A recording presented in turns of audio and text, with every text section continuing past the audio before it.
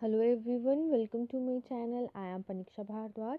तो आज के लेक्चर में हम क्लास 8 की एसएसटी के पॉलिटिकल साइंस का chapter number 7 that is confronting marginalisation, ये इस चैप्टर का सेकंड पार्ट रहेगा। इससे पहले हमने इस चैप्टर का मैक्सिमम पार्ट जो है वो कंप्लीट कर दिया है, जिसमें हमने पढ़ा था मार्जिनलाइजेशन जो है वो क्या है, फंडामेंटल राइट्स किस तरीके से इन्वोक कर रहे हैं ताकि वो अपने हक के लिए लड़ सके। मार्जिनलाइज कम्युनिटीज़ के लिए कौन कौन से लॉज जो हैं वो प्रमोट करे गए थे ताकि वो उनको उनके अधिकार दिलवाए जा सके। अब हम देखेंगे कि protecting the rights of Dalits and Adivasis, किस तरीके से दलित्स और आदिवासीज के राइट्स को प्रोटेक्ट किया जा रहा है। तो ये टॉपिक स्टार्ट करने से पहले हम यहाँ देख लेते हैं, ये है कबीरदास जी। आपने कबीरदास की पोइम्स के बारे में अपनी लैंग्वेज या टेक्स्ट बुक में बहुत बार पढ़ा होगा। कबीर जो थे ये 15th सेंचुरी के पोइट थे और एक व्यूवर थे, और साथ ही साथ में ये भक्ति ट्रेडिशन से बिलोंग करते थे। व्यूवर होता है बुनकर, ठीक है, जो क्या करता है, किसी चीज़ को बुनता है। भक्ति ट्रेडिशन से ये क्या करते थे, बिलोंग करते थे। फिर उसके बाद कबीर की जो पोइट्री थी वो लव के बारे में होती थी, ज़्यादा से ज़्यादा love for the supreme being free of ritual and priest. कौन सा लव, कि मतलब कोई भी धर्म जो है उससे वो अपने आप को फ्री रखे, या फिर साधु संतों से क्या करे, अपने आप को आज़ाद रखे। It also expresses his sharp and pointed criticism of those he saw as powerful. ये उन लोगों को क्रिटिसाइज करते थे जो लोग अपने आप को बहुत ही ज़्यादा क्या मानते थे, पावरफुल मानते थे। कबीर ने अटैक किया उन लोगों के ऊपर, लोगों को ये बताने के लिए कि रिलीजियस और कास्ट आइडेंटिटीज़ जो है वो तो किसी का बेस ही नहीं है। उनके अपने ओपिनियन में हर पर्सन जो है वो क्या है, इतना एबल है कि वो स्पिरिचुअल साल्वेशन के लेवल तक पहुंच सकता है, और अपनी डीप नॉलेज के साथ साथ वो अपने एक्सपीरियंसेस के साथ साथ वो साल्वेशन को प्राप्त कर सकता है। साल्वेशन का मतलब होता है मोक्ष को, ठीक है। देन उसके बाद उनकी पोइट्री जो थी वो इस पावरफुल आइडिया को लेके आती थी कि जितने भी ह्यूमन बींग्स हैं वो सब के सब इक्वल हैं और उनका काम भी क्या है, बराबर है। साथ ही साथ में वो लिखते थे कि जो वैल्यू है, मतलब वैल्यू करनी चाहिए हमें ऑर्डिनरी पॉटर के काम की। ऑर्डिनरी पॉटर यानी कि जो घड़े वगैरह बनाते हैं, व्यूवर्स की, वुमेन्स की जो कि पानी लेके आती हैं घड़ों में, हमें सब उन सब की क्या करनी चाहिए, वैल्यू करनी चाहिए। Labour that in his poetry becomes the basis of understanding the entire universe. तो काम करने वाला जो मजदूर है वही जो अपना काम अच्छे से करेगा वही इस यूनिवर्स के अंदर हर एक चीज़ को क्या कर सकता है, पा सकता है। उनका डायरेक्शन, उनका करेजिस चैलेंज जो था वो इंस्पायर करता था बहुत सारे लोगों को। इवन टुडे, आज के अगर आप टाइम देखेंगे, कबीर की जो पोइट्री है वो बहुत लोगों के द्वारा जो है वो बोली जाती है। और दलित्स, मार्जिनलाइज ग्रुप्स और वो लोग जो कि इन कास्ट हायरार्की की प्रॉब्लम से सफ़र कर रहे थे, जैसे कि UP, Rajasthan, Punjab, Madhya Pradesh, Bengal and Bihar and Gujarat वाले एरिया में जो लोग इन सब चीज़ों से सफ़र कर रहे थे, वो आज भी कबीरदास की पोइट्री को क्या करते हैं, गाते हैं और उनसे मोटिवेट होते हैं। तो क्या था, किस तरीके से जो राइट्स हैं दलित्स के और आदिवासीज के वो प्रोटेक्ट किए जा रहे हैं। तो हमारी कंट्री के अंदर बहुत सारी पॉलिसीज़ जो हैं वो बनाई जानी चाहिए, जिससे जो ये लॉज हैं उनको प्रोटेक्ट किया जा सके। और प्रोटेक्ट किस चीज़ के अगेंस्ट किया जा सके, ये जो डिस्क्रिमिनेशन और एक्सप्लॉइटेशन हो रही है ना मार्जिनलाइज कम्युनिटीज़ की, इनको मार्जिनलाइज कम्युनिटीज़ को डिस्क्रिमिनेट होने से, एक्सप्लॉइट होने से बचाया जाए। और इसके लिए बहुत सारे लॉज जो हैं वो इम्प्लीमेंट किए गए हैं और उनकी प्रोटेक्शन जो है वो की गई है हमारी गवर्नमेंट के द्वारा। Let us read the following case study adapted from a real life account to understand how Dalits use the protection that laws provide. तो हम यहाँ पे एक केस, आपको एक मतलब एग्जांपल सा दिया हुआ है, किसी की एक लाइफ हिस्ट्री के बारे में बताया है। तो रियल लाइफ अकाउंट है ये, मतलब एक्चुअल में ये चीज़ हो चुकी है। तो इससे हम समझेंगे कि किस तरीके से दलित जो हैं वो अपने लॉज को यूज़ कर रहे हैं ताकि वो इन सब एक्टिविटीज़ से अपने आप को प्रोटेक्ट कर सके। लॉज जो है, कानून जो बनाए गए हैं दलित और आदिवासी के लिए, वो उनको किस तरीके से प्रोटेक्ट करते हैं वो भी हम देखेंगे, ठीक है। आदिवासी लोग तो आपको पता है, वो लोग जो कि जंगलों में रहते हैं। दलित्स के बारे में हम पढ़ चुके हैं, जो कि मतलब छोटी जात के लोग थे, SC ST बोले आप कह सकते हैं। तो देखिए यहाँ पे क्या बोला जा रहा है, जो विलेजर्स थे जकमलौंगढ़ के, वो एक बहुत बड़ा फेस्टिवल जो है उसकी तैयारी कर रहे हैं, जो फेस्टिवल 5 साल में एक बार आता है। जो लोकल डीटी है, लोकल डीटी का मतलब जो उनके देवी देवता हैं उनके ऑनर, और उन मतलब उनके ऑनर में ये फेस्टिवल सेलिब्रेट किया जाता है। और प्रीस्ट जो हैं उनको बुलाया जाता है, और 20 नेबरिंग विलेजेस जो है वो इस 5 दिन के इवेंट में पार्टिसिपेट करते हैं, दूर दूर से आते हैं। देखिए, 5 साल में एक बार सेलिब्रेट किया जाता है और 5 दिन के लिए किया जाता है। तो अलग अलग जगहों से 20 गाँव से लोग जो है वो इकट्ठे होते हैं और इस इवेंट में पार्टिसिपेट करते हैं। सेरेमनी जो है, ये जो त्योहार है किस तरीके से शुरू होता है, दलित कम्युनिटी का एक मेंबर जो है वो क्या करता है, प्रीस्ट के पाँव को धोता है और उन्हीं जिस पानी से उनके पाँव धोता है ना, उस पानी से वो फिर बाद में क्या करता है, नहाना पड़ता है उसको। जकमालगुड़ का जो गांव है, यहाँ पे पर्सन जो है वो परफॉर्म करते हैं इस टास्क को, जो कि रतनाम फैमिली से बिलोंग करते हैं। रतनाम फैमिली जो है, उनके दादा परदादा जो थे, उन दोनों ने क्या किया था, इसको परफॉर्म किया था, इस सेम टास्क को परफॉर्म किया था रतनाम से पहले। रतनाम एक पर्सन का नाम है यहाँ पे, ठीक है। रतनाम जो है उसके दादा परदादा ने ये काम किया था, मतलब ये जो था ये फेस्टिवल को सेलिब्रेट करने का काम जो था वो दलित कम्युनिटी का था। और दलित कम्युनिटी के लोग जो थे वो ब्राह्मण को जो था, या आप बोल सकते हैं प्रीस्ट को, साधु को, पुजारी को बुलाते थे, फिर उसके पाँव धोते थे, और उस पाँव को धोने के बाद जो पानी बचता था ना, उसी पानी से उनको नहाना पड़ता था या फिर उस पानी को पीना पड़ता था, ठीक है। तो रतनाम जो था, उसके दादा परदादा ने ये सब काम किया हुआ था, और उन लोगों को कभी भी अलो नहीं किया था कि वो टेंपल में जाएं और अपने रिचुअल को मतलब बहुत अच्छे से जो है वो सेलिब्रेट कर सके। और इवन दो उनके स्पेशल ओकेजन पे भी उनको जो है वो वहाँ नहीं जाने दिया जाता था मंदिर मंदिर में।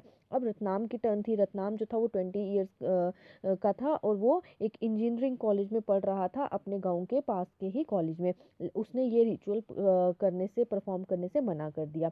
He said that he had no faith in this practice, and that his family members were forced to perform this ritual because they were Dalits। वो कहते हैं कि मुझे जो है वो एक ज़रा भी विश्वास नहीं है इस तरह की प्रैक्टिसेस में, और मेरी फैमिली मेम्बर जो है वो मुझे फोर्स कर रहे हैं कि मैं इस रिचुअल को परफॉर्म करूं, बिकॉज हम लोग क्या हैं, दलित्स हैं। रतनाम जो है उसने जब ये रिफ्यूज़ कर दिया, उसने ये काम करने से रिफ्यूज़ कर दिया, तो जो बड़ी बड़ी पावरफुल कास्ट थी विलेजेस की, वो बहुत ज़्यादा गुस्सा हुई, और कुछ फैमिलीज जो थी उनकी अपनी कम्युनिटी की, वो भी बहुत ज़्यादा गुस्सा होने लगी। वो गुस्सा क्यों हो रहे थे? वो गुस्सा इसलिए हो रहे थे क्योंकि रतनाम जो था वो ये सब काम करने से मना कर रहा था, और जो आसपास के गांव के जो लोग थे वो इस चीज़ को देख के बहुत गुस्सा होने लगे कि ये क्यों नहीं कर रहा है।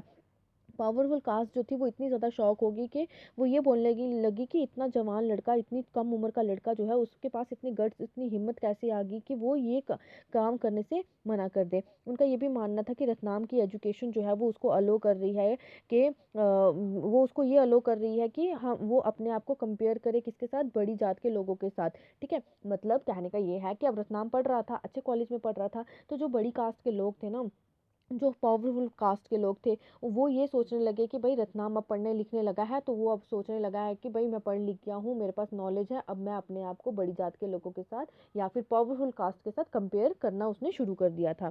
फिर उसके बाद जो रतनाम की अपनी कास्ट के लोग थे, वो लोग बहुत ज़्यादा डरने लगे, और उनको डर किस चीज़ से लगने लगा, पावरफुल कास्ट के लोगों से। अब उनको ये लगने लगा कि भाई अब हमें जो है वो फील्ड्स में काम नहीं करने दिया जाएगा as a daily wager labourers की तरह। अब जो छोटी जात के लोग थे ना, जो दलित कास्ट के लोग थे, वो क्या करते थे, पावरफुल कास्ट के खेतों पे जाके काम करते थे डेली वेजर्स की तरह। तो अब जब रतनाम ने ये मना कर दिया कि वो ये काम नहीं करेगा, तो वो जो छोटी जात के, उसी की जात के जो लोग थे ना, वो डरने लगे। उनको ये लगने लगा कि अब हमें पावरफुल कास्ट के लोग जो हैं वो काम पे भी नहीं रखेंगे। If the dominant caste decided to not to call them, then what would they earn. और अगर इस तरह से, अगर मतलब डोमिनेंट कास्ट जो है, मतलब जो दबी हुई कास्ट है, जो छोटी जात है, जब उनको काम पे बुलाया ही नहीं जाएगा, तो वो पैसे कैसे कमाएंगे, फिर किस तरह से वो सरवाइव करेंगे। और उन्हें ये भी डिक्लेयर कर दिया, जो वर्थ है लोकल डिटी का, वो भी उन्हें क्या कर देगा, रिफ्यूज, जो वर्थ है लोकल डिटी का, वो क्या करेगा, सजा सुनाएगा। मतलब जो उनके देवी देवता थे ना, दलित कम्युनिटी के जो देवी देवता थे, जो वो मतलब देवी देवता को पूजते थे, तो उन छोटी जात के लोगों का, दलित कास्ट के लोगों का ये मानना था कि अगर रतनाम ये टास्क करने से रिफ्यूज कर रहा है, तो जो देवी देवता है वो भी क्या हो जाएंगे, नाराज हो जाएंगे। फिर रतनाम ने बोला कि भाई, कभी क्या कोई एक सिंगल दलित जो है उस वो टेम्पल के अंदर गया है? अगर वो नहीं गया, तो फिर डेटी जो है वो हमसे एंग्री कैसे हो सकते हैं, हमसे गुस्सा कैसे हो सकते हैं, जब हम कभी मंदिर के अंदर गए ही नहीं हैं, ठीक है। जो पावरफुल कास्ट थी, उन्होंने डिसाइड किया to teach Ratnam a lesson. Powerful caste के लोगों ने रतनाम को एक लेसन सबक सिखाने के लिए उन्होंने क्या किया, डिसाइड कर लिया कि हम इसको क्या करेंगे, सबक सिखाएंगे। उसकी अपनी कम्युनिटी के लोगों ने उसको ऑस्ट्रासाइज कर दिया। ऑस्ट्रासाइज का मतलब होता है बायकॉट कर देना, ठीक है। जैसे बोलते हैं ना, देश निकाला हो गया या गाँव निकाला हो गया, तो उस तरह से इसको गाँव से निकाल दिया, उसकी और उसकी फैमिली को। कोई भी पर्सन जो था वो उनसे बात नहीं करता था, ना ही उनसे कोई काम करता था, ना ही उनको कोई काम देता था। एक रात को क्या हुआ, कुछ आदमी जो थे वो उनके विलेज के पार्ट में घुसे और उनके घर को आग लगा दी। किसके घर को? रतनाम के घर को आग लगा दी। रतनाम जो था वो अपनी माँ के साथ घर के बाहर तो निकल आया। रतनाम ने फिर क्या किया, एक केस जो था वो फाइल किया लोकल पुलिस स्टेशन में। किस एक्ट के तहत? Schedule caste and the schedule tribes prevention of atrocities act 1989। इस एक्ट के तहत रतनाम ने क्या किया, लोकल पुलिस स्टेशन में अपनी एक एफआईआर दर्ज करवाई। दूसरी दलित फैमिलीज जो थी वो फिर भी बाहर नहीं आई उनके सपोर्ट में, बिकॉज वो लोग डर रहे थे कि अगर हमने इनका सपोर्ट किया तो हमसे भी कोई बात नहीं करेगा और हमें भी गांव से निकाल दिया जाएगा। जो केस था इसने बहुत ही ज़्यादा लोकल मीडिया का ध्यान अपनी तरफ अट्रैक्ट कर लिया और बहुत सारे जर्नलिस्ट जो थे वो विजिट करने लगे विलेज के अंदर। रतनाम जो था वो उसको मतलब एक सिंबल देखा गया दलित एक्शन का। मतलब एक जो लोग थे ना, जो जर्नलिस्ट थे, उन्होंने बहुत बड़ा चढ़ा कर रतनाम के बारे में बताया और दलित कम्युनिटी के जो लोग थे वो उसको मसीहा समझने लगे अपनी कास्ट का। ये जो रिचुअल था इसको ख़त्म कर दिया गया, लेकिन उसकी फैमिली को मजबूरन वहाँ से गाँव से निकलना पड़ा। और आज भी वहाँ पे उस गांव में कोई भी पर्सन जो है पावरफुल कास्ट का, वो उनसे बात नहीं करता, उन्होंने उसको बॉयकॉट कर दिया है। अब schedule caste and the schedule tribes prevention of atrocities act था क्या 1989 का? ये एक्ट था क्या, इसके बारे में हम पढ़ेंगे।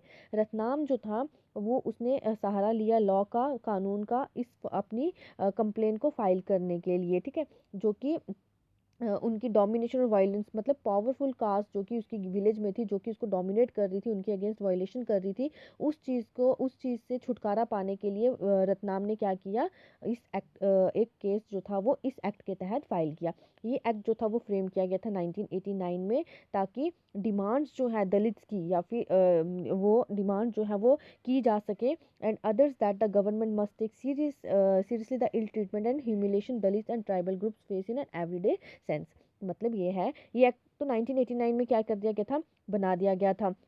बनाया क्यों गया था? ताकि दलित जो है वो डिमांड कर सके और गवर्नमेंट को बोल सके कि भाई हम जो हर दिन ह्यूमिलेशन जो है, निंदा जो है, तिरस्कार जो है, या फिर बुरी एक्टिविटीज़ जो हम फेस कर रहे हैं डे बाय डे, किसके तहत? पावरफुल कास्ट के तहत, ठीक है। कौन कौन कर रहा है? दलित और ट्राइबल ग्रुप्स, उससे हमें छुटकारा मिल सके।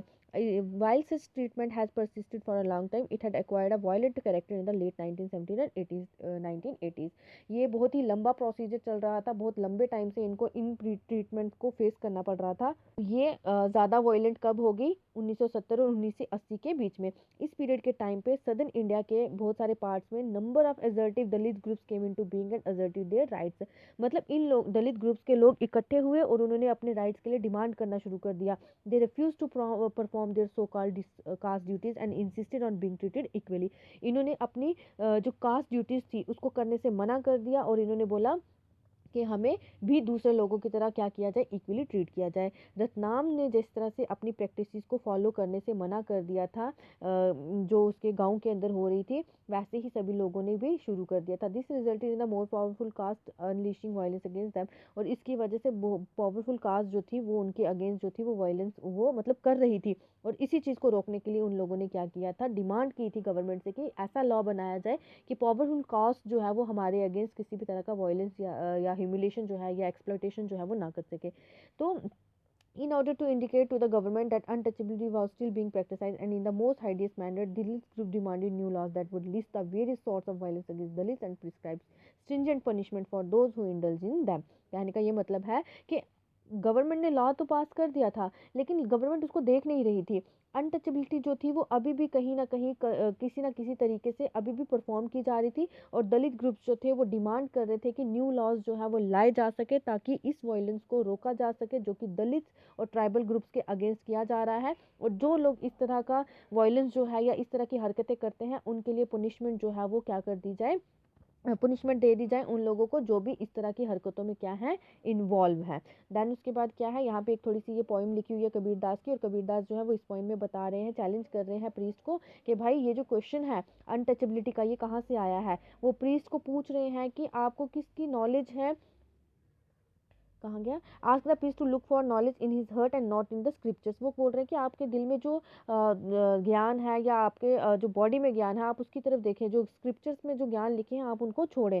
देन उसके बाद Kabir goes on to the describe how every human body is made of blood and air and has spent 9 months in the mother's वॉर्म। फिर कबीर दास जो है वो डिस्क्राइब कर रहे हैं कि जितनी भी ह्यूमन बॉडीज हैं, कोई भी कास्ट की हो, वो ब्लड से बनी है, वो एयर से बनी है, और वो सब के सब 9 months जो है वो अपनी माँ के पेट में रह के आए हैं। And that everything in the world is created by touching something, whether it be a pot, a human being और अ पेंटिंग। और वो बोल रहे हैं कि इस दुनिया में जितनी भी सारी चीज़ें हैं वो किसी ना किसी से टच होके बनी है, जैसे कि पॉट हो गया, घड़ा हो गया, ह्यूमन बीइंग हो गया, या फिर इवन पेंटिंग होगी, कोई ना कोई चीज़ से वो बने हुए हैं। तो आप किसी को ये नहीं बोल सकते कि ये छोटी जात का है या हमें इसको टच नहीं करना है। कि उन्होंने ये जो वर्ड है अनटचेबल, उसको बहुत अलग अलग तरह के मीनिंग्स जो है वो दिए। उन्होंने बोला कि अनटचेबिलिटी जो है वो हाई स्टेट है नॉलेज की, it means not to be touch by narrow limited ideas.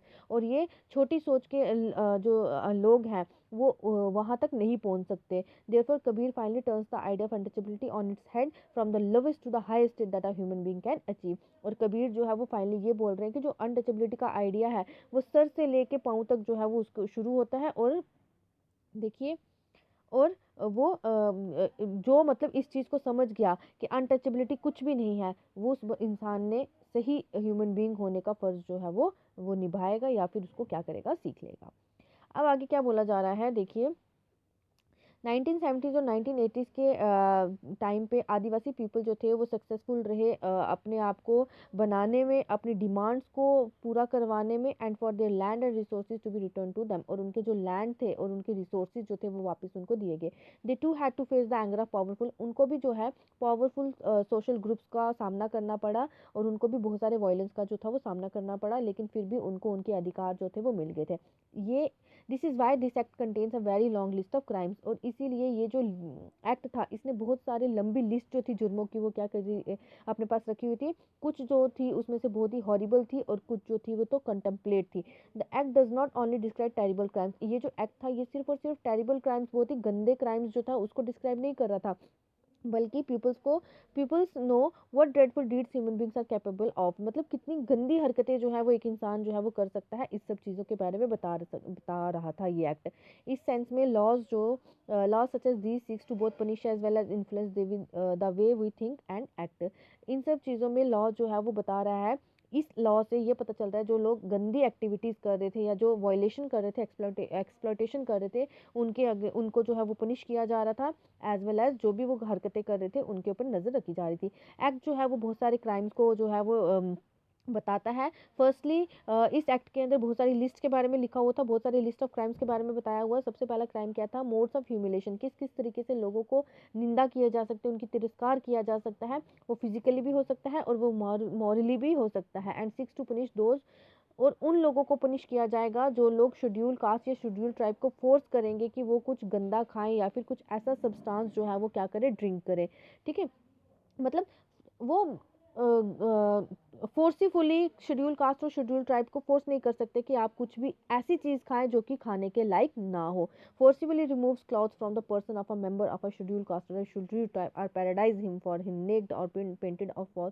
देखिए यहाँ पे क्या लिखा हुआ है, मतलब ये है इसका। सबसे पहले तो मैंने आपको बताया कि किसी भी पर्सन को वो लोग जो है वो मजबूर नहीं कर सकते ऐसी चीज़ खाने के लिए जो खाने लायक ना हो। दूसरा इन्होंने यहाँ पे बोला कि वो किसी के ज़बरदस्ती कपड़े नहीं उतार सकते शेड्यूल कास्ट या शेड्यूल ट्राइब्स के, और उनको जो है वो परेड नहीं करवा सकते सोसाइटी के अंदर, उनको उनका फेस काला करके उनके फेस पे या बॉडी पे जो है वो उनको मतलब काला करके या बॉडी काली करके उसको घुमा नहीं सकते हैं, बिकॉज वो उनकी ह्यूमन डिग्निटी के अगेंस्ट है, मतलब उनकी इज्जत के अगेंस्ट है। तो जो ऐसा करेगा उसको क्या किया जाएगा, पुनिश किया जाएगा। सेकेंडली लिस्ट जो है वो क्या है, डिस्पोजिस की। डिस्पोजिस का मतलब यहाँ पे क्या हो गया, मतलब जो छीन लेना, दलित और आदिवासी के जो अधिकार थे या रिसोर्सेज जो थे छीन लिए गए थे, या फिर उनको फोर्स किया गया था कि वो स्लेव लेबर करे। स्लेव लेबर यानी कि गुलामी करके क्या करे, काम करे और पैसे ना ले। ठीक है, तो इस तरह से अगर कोई करता था तो उसके अगेंस्ट भी क्या किया जा रहा था, इस एक्ट के तहत उनको पुनिश किया जा रहा था। The act sets up to punish anyone who, act जो था वो किसको पनिश कर रहा था, जो कि क्या कर रहा था, ज़बरदस्ती किसकी, शेड्यूल कास्ट और शेड्यूल ट्राइब्स की लैंड को क्या कर रहा था, हड़प रहा था या उनको अपने नाम पे करवा रहा था। या फिर वो लैंड ज़बरदस्ती अपने नाम पे करवा रहे थे, तो उन लोगों को पनिश किया जा रहा था। अनदर लेवल पे एक्ट जो था वो ये बताता है कि crime against Dalit and tribal women are of a specific kind and therefore seeks to penalise anyone who assaults or uses force on any woman belonging to a scheduled caste or scheduled tribe with an intent to dishonor her। तो ये act जो है उन लोगों को भी punish करेगा जो लोग शेड्यूल कास्ट और शेड्यूल ट्राइब्स की वुमेन को क्या करेंगे, उनकी इंसल्ट करेंगे, उनके साथ कुछ गलत काम करने की कोशिश करेंगे या उनकी बेइज्जती करेंगे। ऐसा अगर कोई भी करेगा तो उनके अगेंस्ट जो है वो क्या किया जाएगा, एक्शन लिया जाएगा। उसके बाद यहाँ पे जो ये है, यहाँ पे देखिए क्या बताया हुआ है, यहाँ पे the scourge of manual scavenging. Manual scavenging का मतलब होता है practices of removing human and animal waste, यानी कि क्या करना, साफ करना ह्यूमन वेस्ट को या फिर एनिमल वेस्ट को झाड़ू का यूज़ करके, टिन प्लेट्स का यूज़ करके, बास्केट्स का यूज़ करके, और कहाँ से, ड्राई लैट्रिन से, ठीक है, जहाँ पे पानी जो है वो अवेलेबल ना हो वहाँ से लैट्रिन को साफ करना और उसको अपने हेड पे रख के जाना और ऐसी जगह पे फेंकना जो मतलब सोसाइटी जहाँ पे घर वगैरह ना हो, जहाँ पे लोग ना रहते हो, वहाँ जाके इनको फेंक देना। मैनुअल स्क्वेंजर जो है, देखिए मैनुअल स्क्वेंजर वो पर्सन होता है जो इस तरह की जॉब को क्या करता है, इस गंदी तरह की जॉब को क्या करता है, परफॉर्म करता है। ये जो जॉब है दलित के द्वारा दलित कम्युनिटी के द्वारा की जा रही है, और करता कौन है, वुमेन और young girls. According to the Andhra Pradesh based Safai Karmachari आंदोलन के अकॉर्डिंगली एक ऑर्गेनाइजेशन जो है वो क्या कर रही है, मैनुअल स्क्वेंजर्स के साथ वर्क कर रही है जो ऑर्गेनाइजेशन, उन्होंने कहा कि 1 लाख पर्सन जो है दलित कम्युनिटी के जो अभी भी इस तरह की जॉब में क्या है, एम्प्लॉयड हैं, और 26 private and who work in 26 private and community dry latrines manage by municipalities. और वो 26 लाख प्राइवेट कम्युनिटीज़ हैं दलित की जो कि 20 लाख प्राइवेट कंपनीज ऐसी हैं जो कि म्यूनसिपैलिटीज़ के साथ जो कि म्यूनसिपैलिटी मैनेज कर रही है, और वो इस तरह का काम जो है वहाँ पे लोग कर रहे हैं। मैनुअल स्क्वेंजर जो है वो सब humans condition of work and face series, उनको बहुत सारी प्रॉब्लम जो है, हेल्थ इश्यूज जो है वो फेस करने पड़ रहे हैं, उनको कॉन्स्टेंटली बहुत सारी प्रॉब्लम जो है वो उनको इफेक्ट कर रही है, उनको आइज़ में इन्फेक्शन हो सकती है, skin, respiratory, gastro intestinal system जो है उनका ख़राब हो रहा है इस तरह का काम करने से, और इस तरह का काम करने के बाद भी उन्हें बहुत कम पैसे जो है वो दिए जा रहे हैं। जो लोग अर्बन म्यूनसिपैलिटीज़ में काम करते हैं उन्हें 200 रुपीज़ पर डे दिए जाते हैं, and those working privately are paid much less, या फिर जो प्राइवेट सेक्टर के अंदर काम कर रहे हैं उनको तो इनसे भी कम दिए जाते हैं। ठीक है, आपने अर्लियर बुक्स में भी पढ़ा होगा जो प्रैक्टिस है अनटचेबिलिटी की वो देखी गई है और उसको अबॉलिश किया गया है हमारे इंडियन कॉन्स्टिट्यूशन के द्वारा। मैनुअल स्क्वेंजर जो है डिफरेंट पार्ट्स कंट्री के डिफरेंट पार्ट्स के अंदर, जैसे भांगीज इन गुजरात, पाकिज इन आंध्र प्रदेश और सिकालियर्स इन तमिलनाडु, वो स्टिल अभी भी वो क्या कर रहे हैं, इस तरह का काम कर रहे हैं जिनको आज भी अनटचेबल के नाम से जाना जाता है। They often live in separate settlements on the outskirts of the village and are denied access to the temple public water facilities. इन लोगों को जो है अलग जगहों पे रहना पड़ता है और ये लोग गाँव के बाहर रहते हैं, और इनको अभी भी जो है वो मंदिरों में पब्लिक वाटर फैसिलिटीज़ जो है वो इनको अभी भी नहीं मिल रही हैं। 1993 में गवर्नमेंट ने एक एक्ट पास किया था जिसका नाम था employment of manual scavengers and construction of dry latrines prohibition act. इस लॉ के तहत जो एम्प्लॉयमेंट थी मैनुअल स्क्वेंजर्स की उसके ऊपर प्रोहिबिशन लगाएगी, एज वेल एज जो कंस्ट्रक्शन हो रही थी ड्राई लैट्रिन्स की उसके ऊपर भी रोक लगाएगी। 2003 में सफाई कर्मचारी आंदोलन जो था और 13 दूसरी अदर ऑर्गेनाइजेशन जो थी, इंडिविजुअल्स जो थे, उन्होंने इंक्लूडिंग 7 स्क्वेंजर्स, उन्होंने एक PIL पब्लिक इंटरेस्ट लिटिगेशन जो था वो सुप्रीम कोर्ट में फाइल किया था। जो पटिशनर्स थे उन्होंने कंप्लेन किया कि मैनुअल स्क्वेंजिंग जो है वो अभी भी एग्जिस्ट है, और वो एंड इट कंटिन्यू, और ये जो मैनुअल स्क्वेंजिंग है ना ये गवर्नमेंट के अंडर है। कहने का ये मतलब है, अगर आपने रेलवे में कभी सफ़र किया होगा, पहले जो था वो क्या था, रेलवे में टॉयलेट जो थे वो क्या थे, ओपन थे, ठीक है। वो रेलवे ट्रैक्स के ऊपर जितना भी आपका वेस्ट मटेरियल होता था वो क्या करता था, वहाँ पे गिरता था, और वहाँ पे उस ट्रैक के ऊपर लोगों से वो साफ़ करवाई जाती थी। तो लोगों ने एक पब्लिक इंटरेस्ट लिटिगेशन को क्या किया, फाइल किया, और उन्होंने बोला कि अभी भी रेलवे डिपार्टमेंट्स के अंदर लोगों को बहुत सारी प्रॉब्लम जो है वो फेस करनी पड़ रही है। पेटिशनर जो थे वो चाहते थे कि फंडामेंटल राइट्स के जो है वो इन्फोर्स किया जाए। कोर्ट ने जो है वो ऑब्जर्व किया कि जो नंबर है मैनुअल स्क्वेंजर्स का इंडिया के अंदर वो दिन ब दिन बढ़ता जा रहा है, और 1993 में ये लॉ लाया गया था, लेकिन इस लॉ के बाद भी ये नंबर जो है वो इंक्रीज़ हो रहा है। इट मीन्स कि ये बोला गया था कि इस चीज़ को ख़त्म किया जाए और बहुत सारी इसके लिए प्रोग्राम जो थे वो लाए गए थे। मैनुअल स्क्वेंजिंग अगर कहीं पे भी फिर सुप्रीम कोर्ट ने ऑर्डर दिया कि अगर मैनुअल स्क्वेंजिंग जो है अभी भी अगर कहीं देखी गई तो गवर्नमेंट डिपार्टमेंट जो है, जो भी इस चीज़ में पार्टिसिपेट जिसने किया होगा, उसको जो है उससे मतलब उसकी नौकरी छूट जाएगी, उसको सस्पेंड कर दिया जाएगा और उसको कुछ टाइम के लिए जेल में डाल दिया जाएगा। इस तरह का इन्फॉर्मेशन जो था वो सुप्रीम कोर्ट ने निकाला। देन उसके बाद यहाँ पे आदिवासी जो थे उन्होंने डिमांड किया और 1989 के एक्ट में क्या हुआ वो हम देखते हैं। तो 1989 एक्ट जो था वो एक इम्पॉर्टेंट रीज़न था आदिवासी एक्टिविस्ट के लिए कि वो अपने राइट को जो है वो डिफेंड कर सके। और कौन सा राइट था इनका? To occupy land that were traditionally theirs, उस लैंड को वापस लेना जो कि पहले उनकी हुआ करती थी। जैसे कि आपने प्रीवियस चैप्टर में पढ़ा था, आदिवासी जो थे उनको उनकी लैंड से निकाल दिया गया था और वहाँ पे अलग अलग तरह की क्या की जा रही थी, इंडस्ट्रीज और फैक्ट्री सेटअप की जा रही थी। एक्टिविस्ट जो थे उन्होंने ये बोला जिन लोगों ने ज़बरदस्ती इंक्रोच कर ली है ट्राइबल लैंड्स को, मतलब कब्जा कर लिया है ट्राइबल लैंड्स के ऊपर, उनको पनिश किया जाए इस लॉ के तहत। They have also pointed to the fact that this act merely confirms what has already been promised to tribal people in the constitution। तो उन्होंने ये भी पॉइंट आउट किया कि ये एक्ट जो है ये बताता है कि उन्होंने मतलब कॉन्स्टिट्यूशन के अंदर ये प्रॉमिस किया था कि ट्राइबल पीपल्स को उनके अधिकार जो है वो दिलवाए जाएंगे। वो लैंड जो कि ट्राइबल पीपल से बिलोंग कर रही थी, जिसको वो बेचना नहीं चाहते थे, लेकिन फिर भी नॉन ट्राइबल पीपल्स ने उनको क्या कर लिया, खरीद लिया था। इन केसेस जहाँ पे ये चीज़ें हुई थी, कॉन्स्टिट्यूशन जो है वो ये गारंटी देता है कि ट्राइबल पीपल्स के राइट्स जो है वो उनको दिए जाए और उनकी लैंड जो है वो वापस से रिपोजेस की जाएंगी। सी के जानू जो कि एक आदिवासी एक्टिविस्ट थे, इन्होंने पॉइंट आउट किया कि one of the violators of constitutional rights guaranteed to tribal people are the governments in the various states of India। इन्होंने बोला कि कॉन्स्टिट्यूशनल राइट्स को वायलेट करने वाला सबसे पहला जो पर्सन है वो कौन है? वो गवर्नमेंट है इंडिया की डिफरेंट डिफरेंट स्टेट्स की। क्यों? क्योंकि गवर्नमेंट ही जो है वो नॉन ट्राइबल इंक्रोचर्स को राइट दे रही है कि वो टिम्बर मर्चेंट्स, पेपर मिल्स जैसे हो गए, वो क्या करें, ट्राइबल लैंड को एक्सप्लॉइट करें और फोर्सिबली ट्राइबल पीपल्स को उनकी लैंड से निकाल कर उनकी ट्रेडिशनल फॉरेस्ट के ऊपर अपना कब्जा कर लें और फिर वहाँ पे फॉरेस्ट को डिक्लेयर कर दे कि वो रिजर्व्ड फॉरेस्ट है या फिर वहाँ पे सेंचुरीज बना दी जाती हैं। गवर्नमेंट जो है वो ये भी नोटिस कर रही है, सॉरी नॉट गवर्नमेंट, उन्होंने ये भी नोटिस किया कि इन्होंने जो यहाँ पे सी के जानू थी, इन्होंने ये भी नोटिस किया कि जहाँ पे ट्राइबल पीपल्स पहले से रह रहे थे, ठीक है, जहाँ से उनको निकाल दिया गया, वो वहाँ पे वापस नहीं जा सकते थे और उनको ना ही किसी तरह का कंपनसेशन दिया गया, किसके द्वारा? गवर्नमेंट के द्वारा। सो जो गवर्नमेंट है उसको ऐसे प्लान्स और ऐसी पॉलिसीज़ बनानी चाहिए ताकि वो क्या कर सके, उन लोगों के लिए सोच सके जिन लोगों को उन्होंने उस जंगल से बाहर निकाला है, उनके गाँव घरों से बाहर निकाला है, उनके लिए कुछ कंपनसेशन दे या फिर कुछ ऐसा करे कि अगर उनको वहाँ जंगलों से निकाल दिया है तो दूसरी जगह उनके रहने का इंतज़ाम करें, ठीक है। आफ्टर ऑल गवर्नमेंट जो है वो इतना पैसा जो है वो कमा रही है वहाँ पे इंडस्ट्रीज से, वहाँ अदर प्रोजेक्ट से, जो उन लैंड्स के ऊपर जो कि ट्राइबल से ली गई हैं। सो गवर्नमेंट अगर इतना बेनिफिट कमा रही है तो गवर्नमेंट को उनके लिए भी तो सोचना चाहिए कि वो क्या कर सके, ट्राइबल पीपल्स के लिए सोच सके और उनके रिहेबिलिटेशन के लिए, जहाँ से उनको निकाला गया है और दूसरी जगह पे उनके रहने की क्या की जा सके, मतलब जगह जो है वो बनाई जा सके।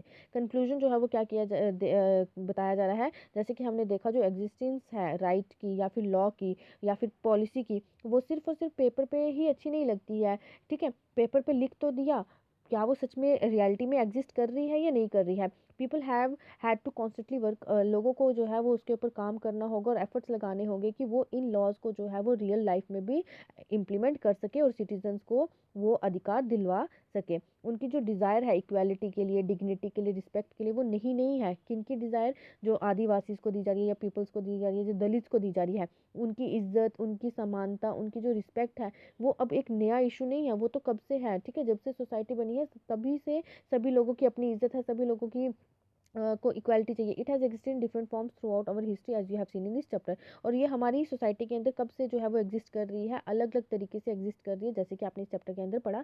सिमिलरली उसी तरीके से एक डेमोक्रेटिक सोसाइटी के अंदर जो प्रोसेस है स्ट्रगल का, राइटिंग का, नेगोशिएशन का या ऑर्गेनाइजिंग का, उसको देखना पड़ेगा। जो लॉज गवर्नमेंट के द्वारा बनाए जाते हैं वो अच्छे से इंप्लीमेंट हो रहे हैं कि नहीं, उसका अच्छे से पालन किया जा रहा है कि नहीं, वो सब गवर्नमेंट को देखना पड़ेगा। और फिर तब हम जाके कह सकते हैं कि सोसाइटी के अंदर इक्वालिटी जो है वो एग्जिस्ट कर रही है, हर एक पीपल की डिग्निटी और हर एक पीपल की रिस्पेक्ट जो है वो देखी जा रही है, ठीक है। ये था आपका चैप्टर आज का।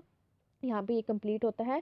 तो इस तरह से हमने आपका जो ये पॉलिटिकल साइंस की बुक है वो पूरी की पूरी कंप्लीट कर ली है। तो बच्चे आपको कैसा लगा लेक्चर ज़रूर बताएं, अच्छा लगा तो लाइक करिएगा, वीडियो को शेयर करिएगा अपने दोस्तों के साथ एंड चैनल को सब्सक्राइब करना ना भूलिएगा। Thank you and have a wonderful day ahead.